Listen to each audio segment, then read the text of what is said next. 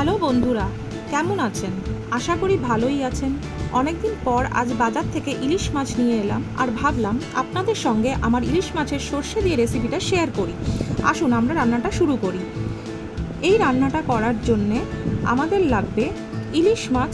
আমি নিয়েছি 4 পিস। সর্ষে বাটা দেবেন, সাদা সর্ষে 3 টেবিল চামচ, কালো সর্ষে 1 টেবিল চামচ, পোস্ত 1 টেবিল চামচ, কাঁচা লঙ্কা ঝাল যেমন খাবেন, সল্ট স্বাদ অনুযায়ী। প্রথমে ইলিশ মাছগুলো ভালো করে ধুয়ে নিয়ে নুন হলুদ দিয়ে হালকা করে ভেজে নেবেন। ভাজা হয়ে গেলে মাছগুলো তুলে নিয়ে সেই তেলে 1/2 টেবিল চামচ কালো জিরে দেবেন আর একটুখানি নাড়াচাড়া করে তার মধ্যে বেটে রাখা সর্ষে দিয়ে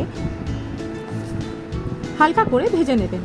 একটুখানি লালচে হলে 1 কাপ মতো জল দিয়ে দেবেন আর ভালো করে ফুটতে দেবেন। 2-3 মিনিট হয়ে গেলে তাতে এক এক করে মাছগুলো দিয়ে দেবেন আর আবার 5 মিনিট ফোটাবেন।